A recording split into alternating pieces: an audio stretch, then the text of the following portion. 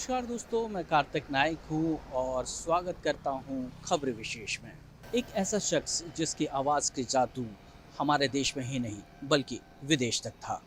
उसने गायकी की गज़ल विधा को इतना लोकप्रिय बना दिया कि वह घर घर में पहुँच गई। जी हाँ, मैं बात कर रहा हूँ जगजीत सिंह की।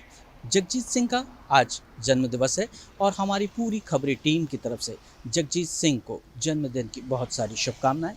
और इसी अवसर पर खबरी टीम की तरफ से एक छोटी सी प्रस्तुति जगजीत सिंह के ऊपर। जगजीत सिंह का नाम बेहद लोकप्रिय गजल गायकों में शुमार है। उनका संगीत अत्यंत मधुर है। उनकी आवाज संगीत के साथ खूबसूरती से घुल मिल जाती है। जगजीत जी का जन्म 8 फरवरी 1941 को राजस्थान के गंगानगर में हुआ था। पिता सरदार अमर सिंह धमानी भारत सरकार के कर्मचारी थे। जगजीत का परिवार मूलतः पंजाब के रोपड़ जिले के दल्ला गांव का रहने वाला है। मां बच्चन कौर पंजाब के ही समरल्ला गांव की रहने वाली थी।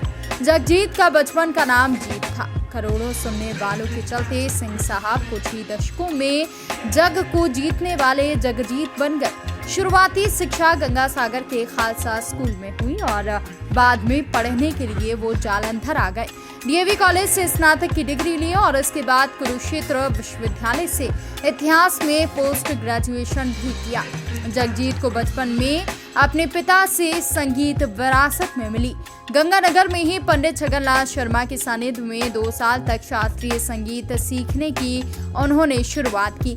आगे जाकर सैनिया घराने के उस्ताद जमाल खान साहब से ख्याल, ठुमरी और ध्रुपद की बारीकियां सीखी। पिता की ख्वाहिश थी कि उनका बेटा आईएएस में जाए, लेकिन जगजीत पर गायक बनने की धुन सवार थी। जगजीत 1965 में मुंबई आ गए। यहाँ से उनके संघर्ष का दौर शुरू हुआ। वो पेइंग गेस्ट के तौर पर रहा करते थे और विज्ञापनों के लिए जिंगल्स गाकर या शादी समारोह वगैरह में गाकर रोजी रोटी का जुगाड़ करते रहे। 1967 में जगदीश जी की मुलाकात चित्रा सिंह से हुई और जगजीत सिंह ने साल 1979-69 में अपनी पत्नी चित्रा के साथ विवाह किया। दोनों का ये प्रेम विवाह था। चित्रा भी गायक थी।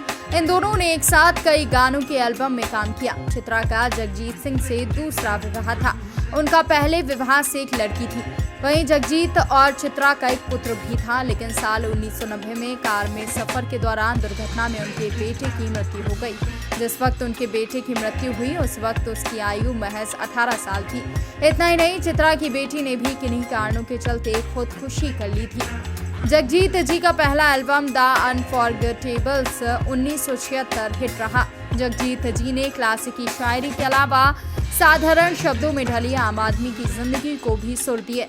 अब मैं राशन के कतारों में नजर आता हूँ, अपने खेतों से बिछड़ने की सजा पाता हूँ। मैं रोया परदेस में, माँ सुनाओ मुझे वो कहानी जैसी रचनाओं ने गजल ना सुनने वालों को भी अपनी ओर खींचा।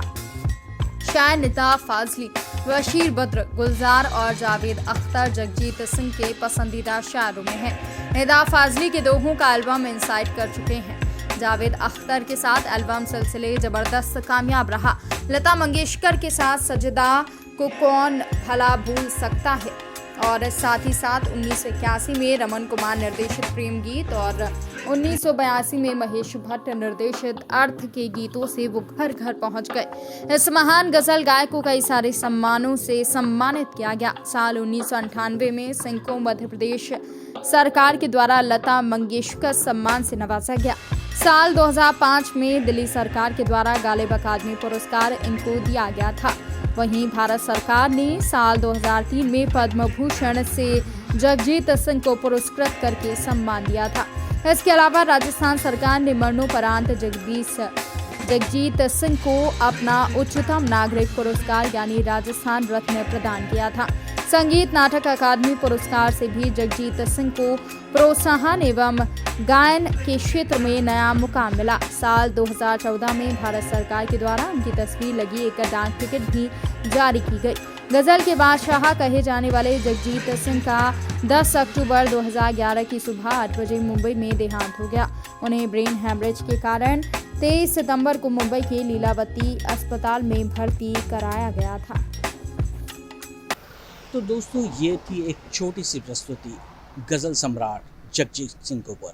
आशा करते हैं कि आपको ये पसंद आई होगी। देखते रहिए खबरी, क्योंकि खबरी की है हर खबर पर नजर। नमस्कार।